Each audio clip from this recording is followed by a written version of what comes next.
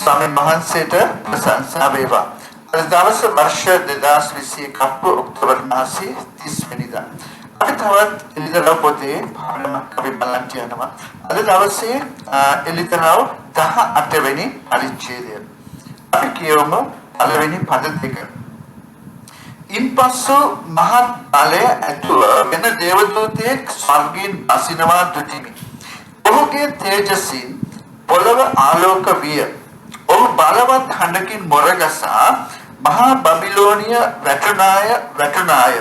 ඇය යක්ෂයන්ගේ වාසස්ථානයක්ද සියලු අශුද්ධාත්මයන්ගේ හිරගයක්ද සියලු අපවිත්‍ර පිළිකුල් වූ පක්ෂීන්ගේ හිරගයක්ද වූවාය. අපි ආඥා කරමු. ප්‍රේමවන්ත දෙවි පියාණන් වහන්සේ වහන්සේගේ ශුද්ධ නාමයට අපි ගෞරව දෙන අතර ස්වාමිනී මේ වීඩියෝ ඉගැන්වීම හරි ලෙස උගන්වන්න ඔබ වහන්සේ අපට උපකාර කළ මැනව ස්වාමිනී ශුද්ධාත්මයන් වහන්සේ කරුණ කොටගෙන එහි සැබෑ අර්ථය තේරුම් ගන්න අපට මඟ පෙන්වුවා මැනව නාසරෙති යේසුස් ක්‍රිස්තුස් වහන්සේගේ අතිශය නාමයෙන් ආමේන්. හොඳයි මේ ස්ථානයේ අපි දකිනවා බබිලෝනියේ වැටීම. හරි දැන් මොකක්ද බබිලෝනිය කියන්නේ? දැන් ඔබ මේ දවස්වල අහනවා ඇති one world government ඒක ලෝක අධිරාජ්‍යයක් one world economy ඒක ලෝක ආර්ථිකයක් ඒ වගේම one world religion ඒක ලෝක ආගමක්. දැන් මේ එක ලෝක ආගමක් දැන් මේක හදන්න මූලිකව කටයුතු කරන්නේ රෝමානු කතෝලික සභාව. ඒ කියන්නේ ඒක හරි ජනප්‍රිය දෙයක් හැම ආගමක්ම එකයි කියලා. අපි හැම දෙයක්ම විවිධ මාර්ග වලින් එකම දේ තමයි අපි විශ්වාස කරන්නේ එකම දෙවියන් තමයි අපි අදහන්නේ කියන එක. ඒක රෝමානු කතෝලික සභාව වෙන්න පුළුවන්, බෞද්ධ ආගම වෙන්න පුළුවන්, හින්දු ආගම වෙන්න පුළුවන්. ලෝකේ තියෙන සියලුම ආගම් ඒක රාශි කරලා එක ලෝක ආගමක් හදන්න උත්සාහයක් තියෙනවා. ඒකට මූලිකත්වය ගන්නේ රෝමානු කතෝලික සභාව. දැන් බබිලෝනිය කියලා කියන්නේ දේ වචනේ කියනවා එළිදරව් 17:5 ඇගේ නළල පිට රහසක්ය මහා බබිලෝනිය පොළවේ වෛශ්‍යාවන්ගේද පිළිකුල් කම්වලද මෞර්ය යන නාමයක් ලියා තිබුණේය. මේක අපිරහසක්. හරි දැන් මේක මනුෂ්‍ය ඥාණයෙන් තේරුම් ගැනීමේ සීමාවෙන් එහා තිබෙන්නේ. නමුත් අපි දකිනවා පොළවේ දැන් මම කිව්වා දැන් පොළවේ සුද්ධවන්තයන්ගේ ලේ වගුරලා තිබෙන ආයතන තුනක් තියෙනවා. තුනක් ගැන අපිට හිතන්න පුළුවන්. එකක් තමයි රෝම අධිරාජ්‍ය, අනිත් එක ඉස්ලාමය, අනිත් එක රෝමානු කතෝලික සභාව. දැන් මේක රෝමයට සම්බන්ධ වෙන්නේ දැන් එළිදරව් 18 වෙනි පදය කියනවා නුඹට ස්ත්‍රී නම් පොළවේ රජුන් කෙරෙහි රජකම් කරන මහත් නුවරයයි කීසේක. දැන් මේක නුවරක්. ඒ වගේම 9 වෙනි පදේ කියනවා එළිදරව් 17 ප්‍රඥාව ඇති සිත මෙහිය ඉස්සතන ස්ත්‍රිය වාඩි වී ඉදින කඳු සතය. දැන් මේ ස්ත්‍රී පොළවේ රජවරුන් කෙරේ රජකම් කරන මහත් නුවර වගේම ඇය වාඩි වී ඉන්නවා කඳු 7ක් මත. හරි එතකොට මොකක්ද මේ කඳු 7? ඒක රෝමය. දැන් අද රෝම අධිරාජ්‍ය නැහැ. හරි නමුත් දැන් මේක කතා කරන්නේ යේසුස් ක්‍රිස්තුස් වහන්සේගේ ඊමට පෙර කාලය ගැන. දැන් එහෙමනම් දැන් මේකේ ඒකේ ඡායාවක් අපිට තියෙන්න ඕනේ. මොකද එකපාරටම ලෝක අධිරාජ්‍යයක් හැදෙන්නේ නැහැනේ. එතකොට දැනට අපි රෝමය මුල් කරගත් විශාල ආයතනය තමයි රෝමානු කතෝලික සභාව. දැන් අපි දකිනවා දැන් දෙවියන් වහන්සේට විරුද්ධව තියෙන සියලුම පිළිකුල් කම්වල මධ්‍යස්ථානය. එතකොට මේක කියනවා මේ බබිලෝනිය කියලා. දැන් එතකොට මේ ඒක ස්ත්‍රියක්. එතකොට දැන් මේක නුවරක් කියලා කියනවා. ඒ වගේම මේ නුවර කඳු 7ක් මත පිහිටලා තියෙනවා කියලා කියනවා. එතකොට අපිට හිතන්න පුළුවන් මේක රෝමය. එහෙනම් මේ කඳු 7ක් මත පිහිටලා තියෙන රෝමය උඩින් තමයි වතිකානුව තිබෙන්නේ. හරි. දැන් අපි හිතමු දැන් ලංකාවේ සියලුම පිළිකුල් කම්බල මධ්‍යස්ථානය මොකක්ද? ඒක මහනුවර. හරි. ඇමරිකාවේ කැලිෆෝනියාව.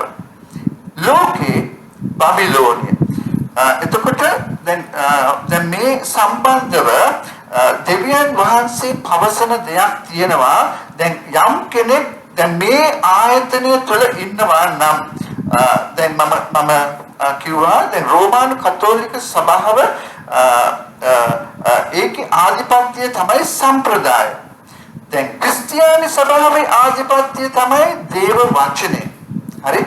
එතකොට ඒ කියන්නේ ක්‍රිස්තියානි සභාව දේව වචනේ යම් දෙයක් පවසනවාද ඒක ඉෂ්ට කරනවා. දේව වචනේ යම් දෙයක් ප්‍රතික්ෂේප කරනවාද ඒක ප්‍රතික්ෂේප කරනවා. දැන් රෝමානු කතෝලික සභාව දැන් ඒකේ ආධිපත්‍ය සම්ප්‍රදාය නිසා සම්ප්‍රදාය තිබෙන දේවල් විතරයි කරන්නේ. දැන් සමහර වෙලාවට මේ සම්ප්‍රදාය දේව වචනේ කඩ කරනවා. දැන් ඔබට මතක ඇති යේසුස් වහන්සේ පරිසෙවරුන් සද්දිසිවරුන් ලියන්නෝ ඒ ආගමික නායකයන් වැඩිමහල්ලොත් එක්ක වාද කරද්දී උන්වහන්සේ කියපු දෙයක් තමයි නුඹලාගේ සම්ප්‍රදාය නිසා දේව වචනය කඩ කරන්නේ ඇයි? හරි. ඉතින් ඇත්තම වැදගත් වෙන්නේ මොකක්ද? දේව වචනය. දැන් යේසුස් වහන්සේ කිව්වා දැන් යමෙක් මාගේ හඬ අසා ඒක පිළිපදිනවාද ඔහු පර්වතයක් මත තමාගේ ගෙය සාදාගත් නුවණැති මිනිසෙකුට සමානයි කියලා. වැස්ස වැහැලා හුළඟ හමලා ඒ කුණාටු එනකොට ඒක වැටෙන්නේ නැහැ. මොකද ඒක පර්වතය මත තියෙන්නේ. යමෙක් මාගේ වචනේ අසා ඒක පිළිපදින්නේ නැත්නම් ඔහු වැලිමත්තේ ගෙයක් සාදාගත් අඥාන වූ මිනිසෙකුට සමානයි. දැන් හුළඟ හමලා වැස්ස ඇවිල්ලා කුණාටු ආපුවම ඒක බිඳ වැටෙනවා. ඒකේ වැටීමත් භයංකරයි කියලා යේසුස් වහන්සේ කියනවා. ඉතින් ඇත්තටම අපි කිතුණුවන් කියලා කියනවා නම් යේසුස් ක්‍රිස්තුස් වහන්සේගේ අනුගාමිකයන් ලෙස අපි පෙනී සිටිනවා නම් දැන් උන්වහන්සේගේ වචනයට අපි කීකරු වෙනවා නම් අපිට වැදගත් වෙන්නේ මොකක්ද? දෙවියන් වහන්සේගේ වචනේ. හරි? දෙවියන් වහන්සේගේ වචනේ මාංශවත් වීම තමයි යේසුස් ක්‍රිස්තුස් වහන්සේ. හරි? ඉතින් ඒ නිසා අපිට සම්පූර්ණ දේව වචනය වැදගත්. දැන් සම්පූර්ණ දේව වචනේ තියෙනවා පුරාණ ගිවිසුම ඊට පස්සේ යේසුස් වහන්සේගෙන් පස්සේ නව ගිවිසුම ලියුණා. හරි? දැන් මම කියන්න කැමති ද්විතීය සම්මත ග්‍රන්ථ කියලා මැද කොටසක් තියෙනවා. නමුත් ක්‍රිස්තියානි සභාව ඒක ප්‍රතික්ෂේප කරන්නේ ඇයි දන්නවද? යේසුස් වහන්සේ දැන් බොහෝ වර උන්වහන්සේ කියපු දේවල් පුරාණ ගිවිසුමින් අරගෙන ප්‍රකාශ කළා. දැන් ගෝලයන් ඔවුන්ගේ යවුම් පත්‍ර ලියනකොට ඔවුන් පුරාණ ගිවිසුමින් අරන් ප්‍රකාශ කළා. නමුත් යේසුස් වහන්සේවත් උන්වහන්සේගේ ගෝලයෝවත් මේ ද්විතීය සම්මත ග්‍රන්ථ වලින් ගත්තේ නැහැ. අනිත් එක ක්‍රිස්තියානි සභාව දැන් තව දෙයක් ඒක තුල දකින්නවා.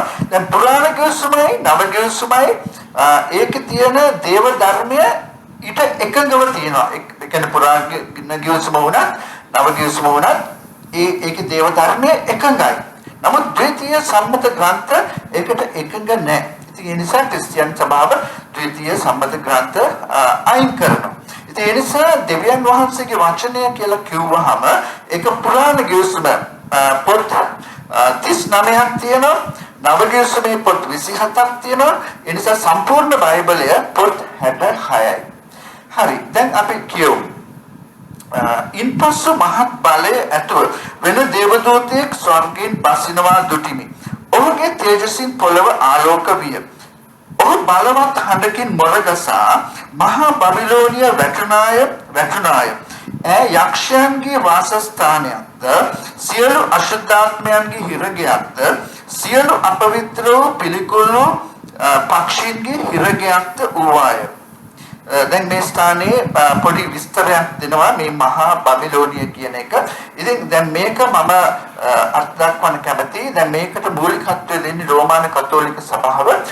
ඉතින් මේ රෝමානු කතෝලික සභාව ඇතුලේ නැත්නම් රෝමානු කතෝලික සභාවත් එක්ක එකඟව ක්‍රියා කරන මේ විශාල ව්‍යුහය තමයි මහා බබිලෝනිය.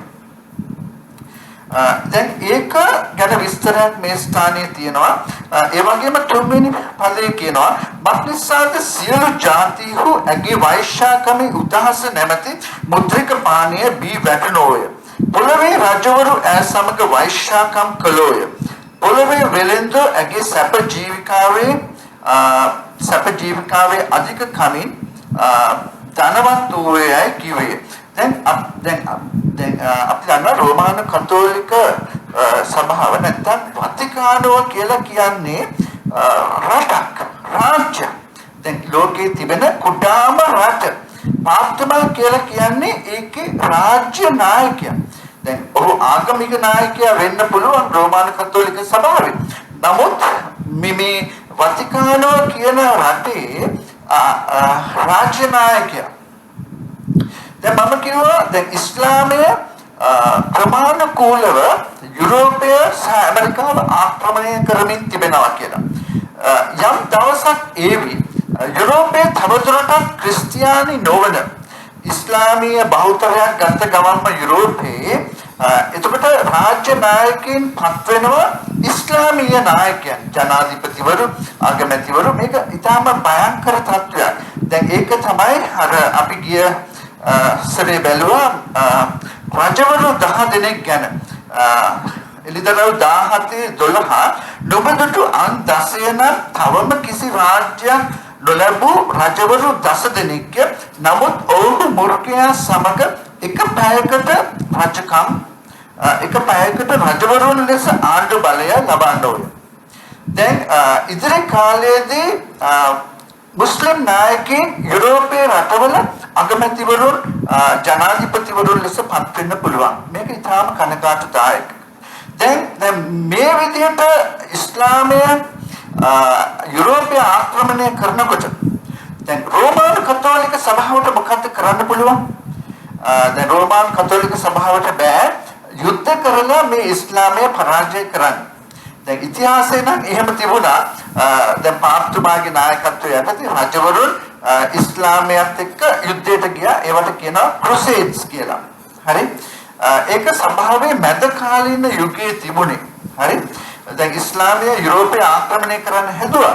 නමුත් ඒ වෙලාවේ ක්‍රිස්තියානි රෝමාන කතෝලික රටවල් ඉතින් මේ පාප්තුමා කියෝ කොහොම හරි මේ ඉස්ලාමය නවත්වන්න කියලා ඉතින් ඕන් යුද්ධ කරලා මුස්ලිම් වරුන් යුරෝපයට එන එක නතර කරා.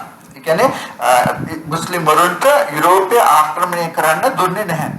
නමුත් අද වෙනත් විදියකින් සරණගතව මුවාවෙන් ඉස්ලාමය යුරෝපය ආක්‍රමණය කරමින් තිබෙනවා. එතකොට දැන් රෝමාන කතෝලික සභාවට මොනවද කරන්න පුළුවන්? දැන් ඕන් ඉතාලිය ආක්‍රමණය කරයි වතිකානෝ ආක්‍රමණය කරෝ ඒ වතිකානයේ තියෙන ධනය ඕට ගන්න පුළුවන් නිසා දැන් පාප්තුමාට තියෙන එකම විකල්පය තමයි මේ ඉස්ලාමයත් එක්ක සන්දානයකට යාම. හරි? ඉතින් එතනදී තමයි මේක වෙන්නේ. දැන් විරුද්ධ ක්‍රිස්තුස්ගේ අධිරාජ්‍යය මම කිව්වා විරුද්ධ ක්‍රිස්තුස් ඇවිල්ලා ඉස්ලාමීය කෙනෙක්. හරි? එතකොට මේ සන්දානයකට ගියාම දැන් ඒ සන්දානයේ ඉන්නවා බොරු අනාගත වක්තෘ කෙනෙක්. දැන් ඔහු ආගමික නායකයෙක්. දැන් ඉස්ලාමයේ හැරුණකොට ඉන්න ප්‍රධාන ආගමික නායකයා තමයි පාප්තුමා. හරි?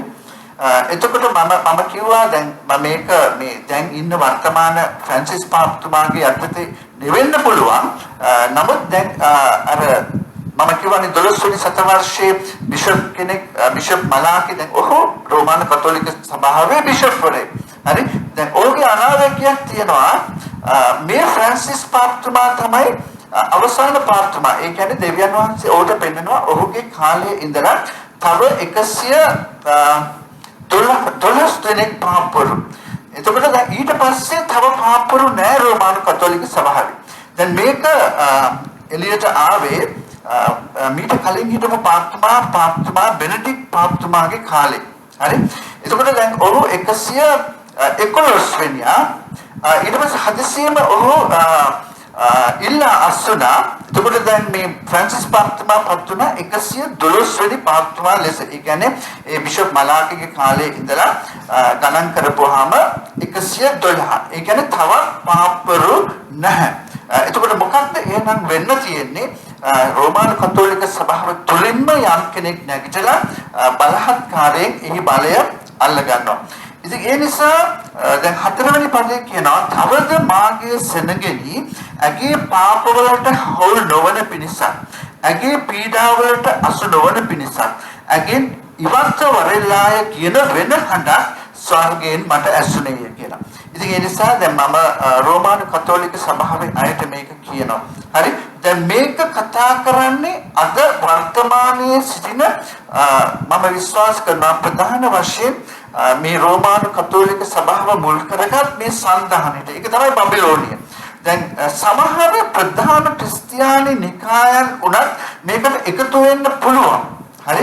මොකද රෝමානු කතෝලික සභාවේ තියෙන ධන බලය නිසා ඔවුන්ට පුළුවන් මුදල් බලය යොදවලා සමහර ක්‍රිස්තියානි නිකායන් පවා ඔවුන් වෙතට නම්ම ගන්න. ඉතින් මේ රෝමානු කතෝලික සභාව වේවා දැන් ඒකට සම්බන්ධ වෙන ක්‍රිස්තියානි නිකාය වේවා මේක one world religion. ඒ කියන්නේ එක සර්ව ලෝක ආගමක්. දැන් අපි බැලුවා one world government සර්ව ලෝක රාජ්‍ය, ඊට පස්සේ one world economy සර්ව ලෝක ආර්ථිකය, ඊට පස්සේ සර්ව ලෝක ආගමක් one world religion. ඉතින් ඒ නිසා මේ ස්ථානයේ කියනවා දැන් මම කිව්වා දැන් රෝමානු කතෝලික සභාව අවුරුදු 1000ක් තිස්සේ ක්‍රිස්තු වර්ෂ 500 ඉඳලා 1500 දක්වා බොහෝ ලේ වගුරවලා තියෙනවා. දැන් ඕන් ඒක අද පිළිගන්නේ නැහැ. පිළිගන්නෙත් නැහැ, පසුතැවිලි වෙන්නෙත් නැහැ. එතකොට මොකක්ද වෙන්නේ? එතකොට ඒ ලේවලට රෝමානු කතෝලික සභාව පංගුකාරයෝ වෙනවා. ඒ වගේම ඒක තුල ඉන්න අයත් ඒකට පංගුකාරයෝ වෙනවා. දැන් අපි දන්නා රෝමානු කතෝලික සභාව තුල ඉන්නේ ඉතින් තමන්ගේ වාසිය සඳහා බොහෝ අය ඉන්නේ. මොකද ඕන්ට හැම දෙයක්ම කරගන්න පුළුවන්. ලොකු පල්ලි තියෙනවා, සොවන් පිට්ටනි තියෙනවා. ඉතින් මේ වගේ විවාහ මංගල්‍යයන්, නව මංගල්‍යයන් මේ දේවල් කරගන්න පුළුවන්. ඉතින් ඕන්ට දෙවියන් වහන්සේගේ වචනය ගැන එහෙම දැනගන්නක් නැහැ. ඕන්ට ඒක අවශ්‍යත් නැහැ. ඉතින් ඕන්ට ඕනේ සාමාන්‍ය ලෝකේ යන ආකාරයට ජීවත් වෙන්න. නමුත් දෙවියන් වහන්සේගේ ඇසින් බැලුවොත් මේක භයානක දෙයක්. මේ තුල ඉන්නකොට ඒක කරලා තියෙන සියලුම පාපයන්ට ඕන් පංගුකාරයන් වෙන නිසා ඇගෙන් ඉවත් වරෙල්ලා කියන හඬක් ස්වර්ගයෙන් ඇසුණා කියලා යොහන් කියනවා. ඒක අද ඉන්න අයට වළංගුව තිබෙනවා. මක්නිසාද පස්වෙනි පදේ මක්නිසාද ඇගේ පව් ස්වර්ගයේ දක්වා නැංගිය. දෙවියන් වහන්සේද ඇගේ අපරාධ සිහි කළසේක. ඈදුන් ලෙස ඈට ප්‍රතිඵල දී ඇගේ ක්‍රියා හැටියට දෙගුණයක් ඈට දීපල්ලා. ඈ මිශ්‍ර කර දුන් කුසලානෙහි දෙපංගුවක් මිශ්‍ර කර ඈට දීපල්ලා. ඈ යම් පමණක් තමාම වර්ණනා කරමින් සැප ජීවිකාවෙන් වැඩි වූවාද එපමණටම ඈට ශෝකය හා වද දීපල්ලා. මක්නිසාද මම බිසවක්ව වැඩ හිඳිමි, මම වැන්දබුවක් නොවෙමි. ශෝකයද කිසිසේත් නොදකිමි, ඈ සිතින් කියා ගන්නීය. එබැවින් මරණයද ශෝකයද සාගතයද යන ඇගේ පීඩා එක දවසේම පැමිණෙන්නේය. ඈ සහ මුලින් ගින්නෙන් දමනු ලබන්නේය. මක්නිසාද ඈ විනිශ්චය කළ ස්වාමීන් දෙවියන් වහන්සේ බලවත්ව සිටිනසේක. ඉතින් ඒ නිසා දැන් මේකේ අවසානය ඇය ගින්නෙන් දවනු ලැබීම. දැන් කවුද මේක කරන්නේ? දැන් අපි ගිය පරිච්ඡේදයේ 17 වෙනි පරිච්ඡේදයේ 16 වෙනි කිව්වා 16 වෙනි පදයේ නොබදුට අන් 10ද මුර්ගයාද වෛශ්‍යාවට වෛර වී පාළුද නග්නද කර ඇගේ මාංශ කා සහ මුලින් ගින්නෙන් දවන්නෝය. දැන් මම දන්නේ නැහැ දැන් මේක දැන් සිදු කරන්නේ මුර්ගයා කියලා කියන්නේ විරුද්ධ ක්‍රිස්තුස්. දැන් රෝමානු කතෝලික සභාවේ දැන් මම විශ්වාස කරනවා මේ ළඟට ඒ බලය අල්ලගන්න පාප්තුමා විරුද්ධ ක්‍රිස්තුස් එක්ක සහයෝගයෙන් ක්‍රියා කරනවා. දැන් මොකක්ද හරි හේතුවක් නිසා විරුද්ධ ක්‍රිස්තුස් වතිකානුවට විරුද්ධ වෙනවා. හරි විරුද්ධ වෙලා වතිකානුවට ගිනි තියනවා. දැන් වතිකානුවේ ධනය ගැන මම ගිය පාඩම් වල කිව්වා. හරි ඒව අයුතුකමේ ධනය. හරි ඉතින් මිනිස්යන්ගෙන් අයුතු ලෙස ඒ කියන්නේ අවංක ලෙස නෙවෙයි යම් බොරු කරලා ලබාගත් ධනය. උදාහරණයක් වශයෙන් දැන් ක්‍රිස්තු වර්ෂ 1500 ගණන් වල දැන් මාටින් ලූතර් හරි ජර්මනියේ හිටියේ විශ්වාසවන්ත රෝමානු කතෝලික පූජකවරයෙක් හැටියට. එතකොට දැන් ඔහු දැක්කා මේ දැන් වතිකානුව හදන්න දැන් පාර්තුමා තීරණය කරලා වතිකානුව කියන්නේ අද තියෙන වතිකානු මාලිගය 1500 ගණන් වල ලියෝ පාර්තුමා දැන් ඊට පස්සේ දැන් මේකට මුදල් උපයන්න ඔහු මොනවද කරේ? පව්කමාව මුදලට විකුණනු ලැබුවා. ඒ කියන්නේ දැන් ඔබ පව් කරලා තියෙනවානේ. හරි එතකොට ඔබට ඒකට කමාව කරගන්න පුළුවන් ඔබට මෙච්චර මුදලක් දීමෙන්. I think සමහර ඒවා දැන් මම උදාහරණයක් වශයෙන් කියන්නේ හරි ඩොලර් 10යි ඩොලර් 20යි ඩොලර් 50යි ඩොලර් 100යි ඉතින් ධනවත්මයි ඉතා ධනවත්මයි ඩොලර් 1000යි ඩොලර් 10000යි ඉතින් ගොඩක් පව් කරන අය ඉතින් ඕන් පව් කරලා ඕන් හිතුවා දැන් මේ විදිහට මුදල් දීමෙන් ඕන්ගේ පව් කමාව වෙනවා කියලා. ඇත්තම පාප්තුමාගේ අරමුණ මොනවද? ඒ මුදල් අරගෙන වතිකානුව ගොඩනගෙන එක. ඒ වගේම තමයි දැන් ශුද්ධ ගිනිස්ථානයේ කියන සංකල්පයක් රෝමානු කතෝලික සභාව විසින් හදාගෙන තිබුණා ඒ වෙනකොට. දැන් ඒක හදන්න බුල්ුනේ මම කියවනේ මැද කාලීන යුගයේ ක්‍රුසේඩ්ස් තිබුණා කියලා. දැන් මේ ක්‍රුසේඩ්ස් වලට යන්න හරි දැන් ඉස්ලාම් වල ඒ පැත්තෙන් එනම දැන් පාප්තුමාට ගොඩක් ඕනකම තිබුණා මේ ශුද්ධ වූ දේශය අල්ලගන්න. ඊශ්‍රායලේ යෙරුසලම් හරි දැන් මුස්ලිම්වරුත් ඒක තියෙන්නේ.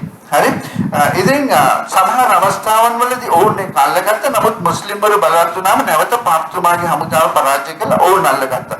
ඉතින් ඒක අවසාන යුද්ධයේදී දැන් මුස්ලිම්වරු අත ඒක තියෙන හින්දා දැන් මුස්ලිම් නායකයෙක් හිටියා සැලඩින් කියලා. ඉතින් ඕන් දක්ෂ යුද්ධකාරියෙක්. ඉතින් මේ පැත්තෙන් පාප්තුමා රජවරුන්ට කියනවා කොහොම හරි හමුදාව යවලා ඊශ්‍රායලය අල්ලගන්න කියලා. ඉතින් දැන් අන්තිමේදී ඒ යවන හමුදාව දිගින් දිගටම මරණයට පත් වෙනකොට මේ රෝමානු කතෝලික දැන් පවුල් වල අය දෙමාපියෝ කියන අනේ අපේ දරුවෝ යුද්ධයට යනවා මේක නම් දිනන්න බැරි යුද්ධයක් කියලා. නමුත් පාප්තුමා මේක අතහරින්න කැමති වුණේ නෑ.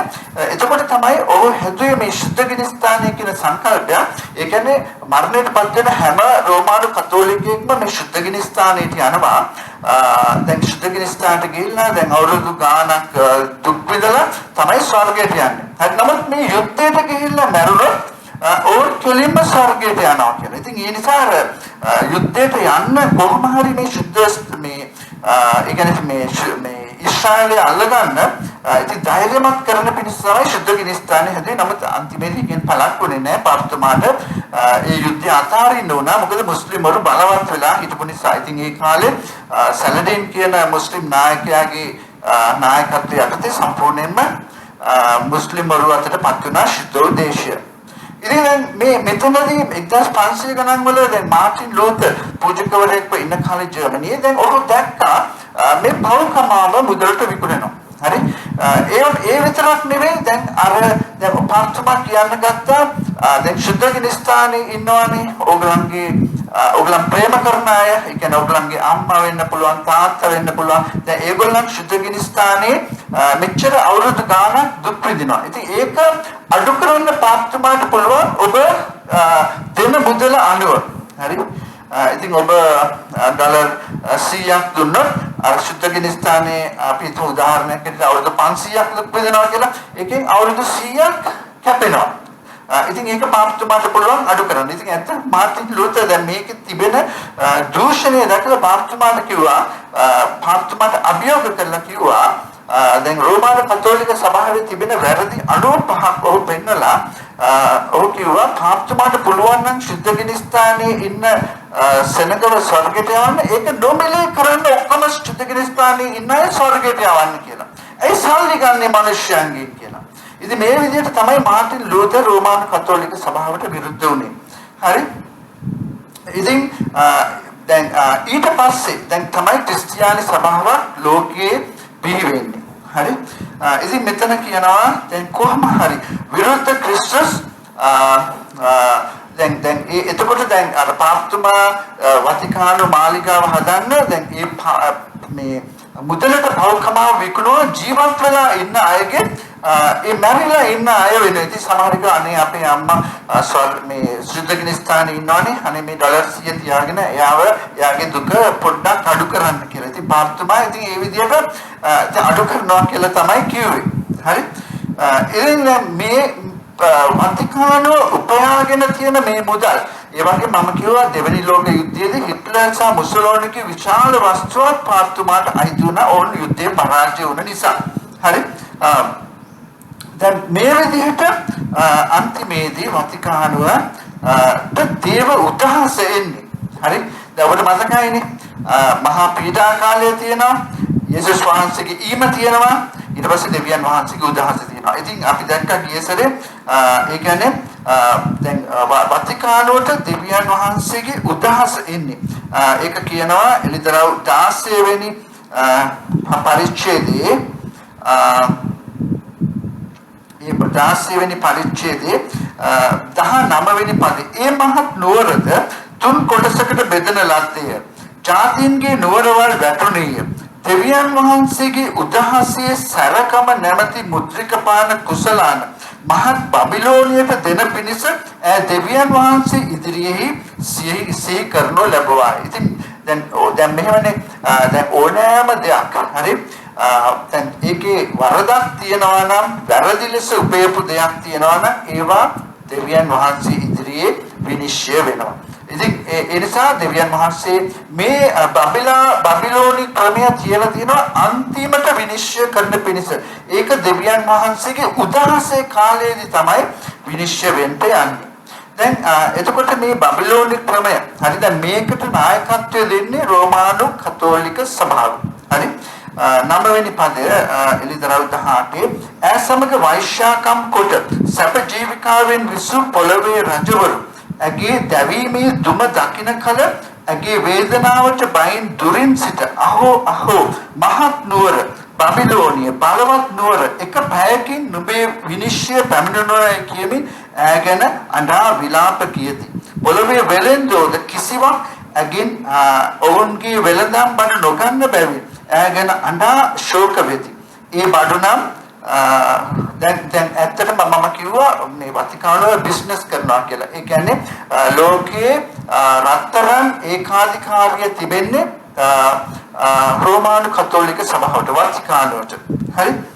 දැන් මේ බඩු වලින් තමයි බිස්නස් කරන්නේ. 12 වෙනි පදය එලිදරව් 18 රන් රෙදි බඩුද අනර්ඝ ගල්ද මුතුද සිහින් රෙදිද රත්නිල් වස්ත්‍රද පට රෙදිද රක්ත වස්ත්‍රද සියලු ආකාර සුවඳ ලීද සියලු ඇද්දත් භාජනද ඊතා අනර්ඝ ලීයෙන් පිත්තලෙන් යකඩින් සහ කිරි ගරුඬ වලින් සෑදූ සියලු භාජනද කුරුඳුද කුළු බඩුද සුගන්ධ ද්‍රව්‍යද තෛලද කට්ටක මංජාද මුද්‍රික පානයද තෙල්ද සිහින් පිටිද ධාන්‍යද ගවයන්ද බැටළුවන්ද අශ්වයන් සහ රථද වහලුන්ද මනුෂ්‍යයන්ගේ ප්‍රාණද යන මේවාය. දැන් මෙතන මේ ඔක්කොම මේ භෞතික දේවල් කියලා තව එක දෙයක් වතිකානුව මේ බිස්නස් කරන ඒක තමයි මනුෂ්‍යයන්ගේ ප්‍රාණ. දැන් මම 1000 අවුරුදු 500 සිට ක්‍රිස්තු වර්ෂ 1500 දක්වා ඊට පස්සේ තමයි ක්‍රිස්තියානි සභාව බිහි වෙන නිසා දැන් වතිකානුවට දැන් අපිටම අභියෝගයක් වෙන මනුෂ්‍යයන්ව මරා දාන්න බෑ. මොකද ක්‍රිස්තියානි සභාව තියෙනවානේ. දැන් ඒ නිසා ඕන් කරන්නේ මොනවද? දැන් වතිකානුවට දැනෙන බලපෑමක් ඇති කරන අයව මරා දාන්න ලෝකයේ ත්‍ස්තවාදී සංවිධාන පාවිච්චි කරනවා. හරි. ඉතින් මේ වගේ දැන් සමහර අපි හිතමු රාජ්‍ය නායකයෝ හරි ඇත්තටම ඉතිහාසයේ කියනවා දැන් ඒ අය වතිකානුවට විරුද්ධ වෙනවා නම් වතිකානුවට දැනෙන්න බලපෑමක් කරනවා නම් වතිකානුවට විරුද්ධව ත්‍ස්තවාදී කණ්ඩායමට කොන්ත්‍රාත්තුවක් දුන්නම ඒගොල්ලන්ව මරා දානවා. හරි. ඉතින් මේ වගේ මනුෂ්‍ය ප්‍රාණත් එක්ක ඕන් ගනුදෙනු කරනවා. ඒ වගේම තමයි දැන් යක්ෂයා ඉල්ලන්නේ ලේ මොනවාද ලේ වැගිරීමක් ඉල්ලන නිසා දැන් යක්ෂයා ලෝකේ දෙවියා නිසා දැන් ලෝකේ වස්තුව ලබා ගන්න ලෝකේ වස්තුව ආරක්ෂා කර ගන්න යක්ෂයාට බිලි පූජා දෙන්න අවශ්‍යයි. හරි? ඉතින් ඒ නිසා තමයි වතිකානුව මේ මනුෂ්‍යයන්ගේ ප්‍රාණත් එක්ක ගනුදෙනු කරන්නේ. හරි? ඒ වගේම 14 වෙනි පදය තිගේ ආත්මය ආශා කළ ඵල දී කෙරෙන් පහව ගියේය. ශෝභන වූ ඉස්රිමත් වූ සියල්ල දී කෙරෙන් විනාශ විය. මනුෂ්‍යයන්ට ඒවා තවත් සම්බ නොවේ. ඈ කරුණ කොටගෙන පොහොසත් වූ මේ බඩු වෙලෙන්දු ඈ විඳින වදයට බයව අඬමින් වැළපෙමින් දුරින් සිට අහෝ අහෝ මහත් නුවර සිහින් රෙදිද රත්නිල් සහ රක්ත වස්ත්‍රද පැලඳ රනින්ද අනර්ග මණික් සහ මුතු වලින්ද සරසුනා වූ නුවර එක පැයකින් එපමණ මහත් ධනය නැති වී ගියයි කියති. දැන් වතිකානුව දැන් වෙලෙන්දුත් එක්ක තමයි ගනුදෙනු කරන්නේ. මොකද වතිකානුව මම කියවද ආගමික ආයතනයක් හැටියට ක්‍රියා කරනවා වගේම ඔවුන් රටක් නිසා රාජ්‍යයක් නිසා ඒ රාජ්‍ය නායකයා ප්‍රාර්ථනා නිසා ඉතින් මේ වෙලෙන්දුත් එක්ක ගනුදෙනු කරනවා. ඉතින් දැන් වෙලෙන්ද දකින්නකොට මේ දෙවියන් වහන්සේගේ විනිශ්චය ඇවිල්ලා වතිකානුව ගිනි ගන්නවා. ඉතින් ඕන් ඈත ඉඳලා බලාගෙන අහෝ මේ මහත් නුවර දැන් මෙතන ඉඳලා මේ වෙලෙන්දන්ට දැන් ගනුදෙනු කරන්න බෑ. මොකද මේ වෙලෙන්ද ධනවත් වුණා වතිකානුව නිසා වෙලෙන්දම් කිරීම නිසා. දැන් මෙතනින් එහාට දැන් ඕන්ට මේ වතිකානුවත් එක්ක වෙලෙන්දම් කරන්න වතිකානුවක් නෑ. දැන් වතිකානුව ගිනි ගන්නවා. ඊට පස්සේ 17 වෙනි පදය එක පැයකින් එපමණ මහත් ධනය නැති වී ගියේයයි කියති. සියලු නැව මුලාදෑනි වරුද යම් තැනකට යාත්‍රා කරන්නෝද නාවිකයෝද මොහොතේ වැඩපළ කරන සියල්ලෝද දුරින් සිට ඇගේ දැවීමේ දුම බලා මේ මහත් නුවරට සමාන නුවර කොයි එකදයි කියමින් මොන ගැසුවෝය. ඔහු තමන්ගේ හිස් පිට දූලි හෙලා හඬමින් වැළපෙමින් අහෝ මේ මහත් නුවර ඇගේ වස්තුව හේතු කොටගෙන මොහොතේ නැව් ඇත්තව සියල්ලෝ ඇගෙන් ධනවත් වූවෝය. එක පැයකින් ඈ පාවුල උනාය කියමින් මොර ගැසුවෝය. ස්වර්ගයේ සහ ශුද්ධවන්තයිනි ප්‍රේරිතයිනි ප්‍රපේතවරුනි ඈ ගැන ප්‍රීති වේලා මක්නිසාද ඈ නුඹලාට කළ විනිශ්චයෙන්ම දෙවියන් වහන්සේ ඈ විනිශ්චය කළසේක. දැන් මේ පොළවේ ඉන්න අය ඒකේ දුම දැකලා දැන් අහෝ කියලා දුක් වෙනවා වගේම දෙවියන් වහන්සේ කියනවා දැන් ස්වර්ගයේ ප්‍රීති වෙන්න කියලා. මොකද දැන් නුඹලට කරපු දෙයට දැන් දෙවියන් වහන්සේ ඒකට විපාක දීලා තිබෙන්නේ. ඉතින් දැන් මේ වතිකානුව ඝාතනය කළා මරාදමනු ලැබුවා අහිංසක සෙනඟ. ඒ කියන්නේ දේව වචනේ උදෙසා මොරගස්පු දේව වචනය නිසා හඬක් නගපු සෙනඟ. ඒ වතිකානුව විසින් මරා දැම්ම. මම කියවා ක්‍රිස්තු වර්ෂ 500 සිට 1500 දක්වා. ඉතින් දැන් ඔවුන්ගේ ආත්ම ඉතින් කියනවා ශුද්ධවන්තයිනි දැන් අර පූජාසනේ අටසිට මොරගසන ආත්ම තියනවානේ. ඉතින් ඒ නිසා දැන් දෙවියන් වහන්සේ කියනවා දැන් නුඹලා ප්‍රීති වෙන්න ස්වර්ගයේ ප්‍රීති වෙන්න ශුද්ධවන්තයිනි ප්‍රීති වෙන්න ප්‍රේරිතයිනි ප්‍රපේතවරුනි ගැන ප්‍රීති වෙන්න. නමුත් දැන් පොළවේ ඒ වෙලෙන්දන්ට දුකයි. මොකද දවදරට ගනුදෙනු කරන්න වතිකානුවක් නැති නිසා. ඉතින් ඒ නිසා දැන් හරි දැන් ඊට පස්සේ 21 වෙනි පදයේ සිට තවද බලවත් වූ දේවදූතෙක් මහත් ඇඹරුම් ගලක් වැනි වූ ගලක්ගෙන බොහෝදේ හෙලා ඒ මහත් නුවර බබිලෝනිය මහත් වැටීමකින් මෙසේ හෙළනු ලබන්නීය. තවත් කිසිසේත් සම්බ නොවන්නීය.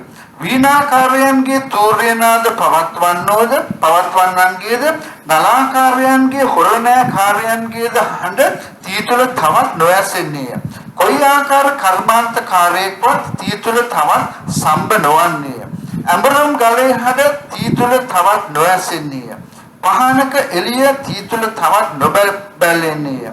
මනමාලයාගේවත් හඬ තීතුල තවත් නොයසෙන්නේය. මක්නිසාද තිගේ වෙලෙන්දෝ පොළවේ උත්තමයෝව සිටියෝය. තිගේ මායමින්ද සියලු ජාතිහු රැවටුණෝය. දැන් මායමින් කියලා කියන්නේ අපි දන්නවා මේ යක්ෂයාගේ දේවල්. හරි. දැන් ඔබ හොඳට බලන්න දැන් වතිකානුවේ අලුතින් හදලා තිබෙනවා ඔඩිටෝරියම් එකක්. හරි. ඒ ඔඩිටෝරියම් එක නායකගේ ඔළුවක් වගේ හැඩයට තමයි ඒ ඔඩිටෝරියම් එක හදලා තියෙන්නේ. දැන් ඒ කියන්නේ සර්පයෙක්ගේ ඔළුවක්. දැන් සාමාන්‍යයෙන් සර්පයා ඒ කියන්නේ සර්පයාගෙන් හඳුන්වන්නේ යක්ෂයා. දැන් ඒකට කියනවා ස්නේක් ඔඩිටෝරියම් එක කියලා. හරි. ඉතින් ඔබ බලන්න වතිකානුවේ තියෙන අලුත්ම පින්තූරවල මේ නයාගේ ඔළුව තියෙන හැඩේ තියෙන ඔඩිටෝරියම් එකක් තියෙනවා. දැන් ඒක ඇතුලේ තමයි දැන් පාප්තුමා ඉඳලා ඉතින් සෙනඟ රැස් කරලා කතා කරන්නේ.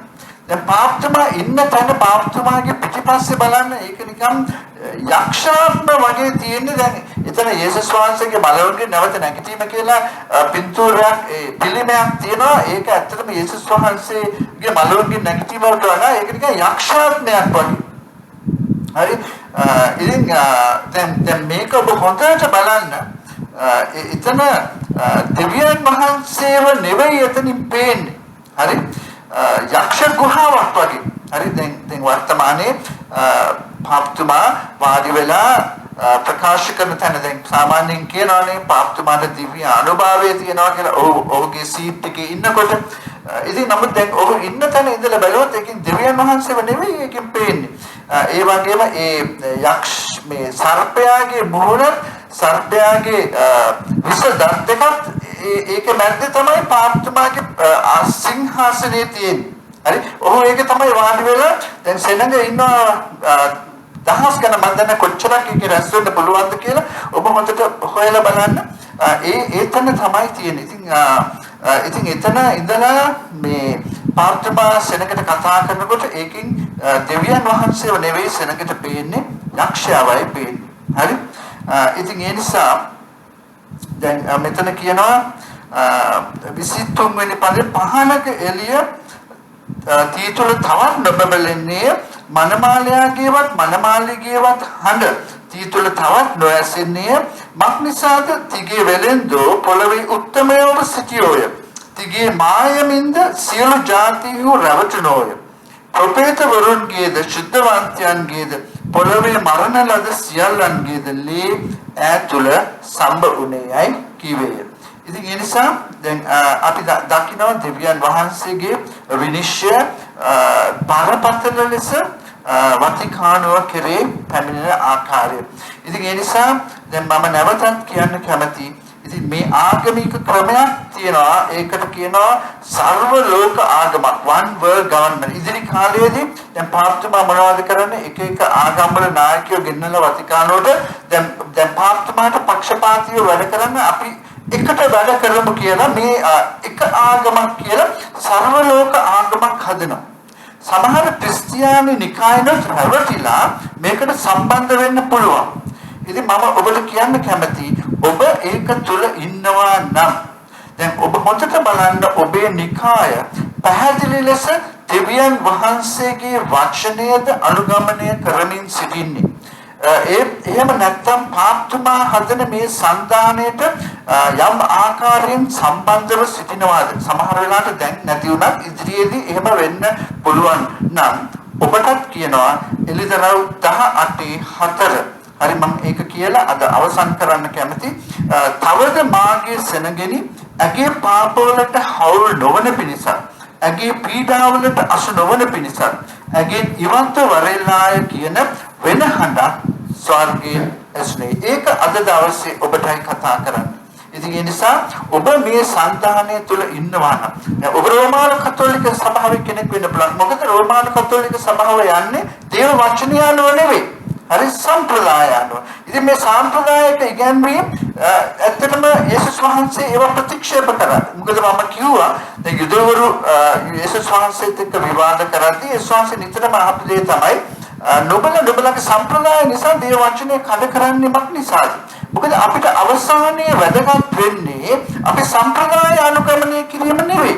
හරි මොකද අන්තිමටම යේසුස් ක්‍රිස්තුස් වහන්සේ විනිශ්චාසනයේ සිටින්නේ. මොකක්ද යේසුස් වහන්සේ අහන්නේ යන්නේ? උන්වහන්සේ අහන්නේ යන්නේ ඔබ මගේ වචනයට කීකරු වුණාද නැද්ද? ඉතින් මිනිස්සු ගොඩාක් දේවල් කියයි අපි සම්ප්‍රදාය අරක කරා මේක කරා මේක කරා මේක කරා. සමහර විට යේසුස් වහන්සේ ආයි මගේ වචනේ ඒව කරන්න කියලා කොහෙද තියෙන්නේ? හරි? ඉතින් ඒ නිසා ඔබේ ආත්මය ගැලවීම සඳහා ප්‍රයෝජනවත් වෙන්නේ ඔබ යේසුස් ක්‍රිස්තුස් වහන්සේගේ වචනය අසලා වචනයට කීකරු වීම පමණයි. හරි? දැන් යේසුස් වහන්සේගේ වචනය කියලා කිව්වම ඒක සම්පූර්ණ දේව වචනය. මොකද සම්පූර්ණ දේව වචනය මාංශවත් වීම තමයි යේසුස් ක්‍රිස්තුස් වහන්සේ. ඒ නිසා ඔබ ප්‍රවේශම් වෙන්න මොකද යේසුස් ක්‍රිස්තුස් වහන්සේ කියන අවසානයේදී බොරු ගුරුවරු වෙනවා, බොරු අනාගත වක්තෘ වෙනවා.